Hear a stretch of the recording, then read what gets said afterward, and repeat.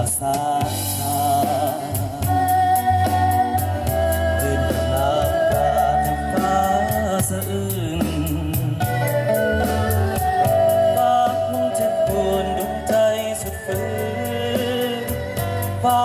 ถึงสะอื้นมองมนทนซ้ำสวงใน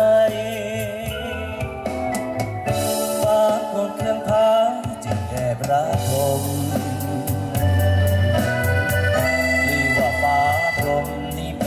หัวใจ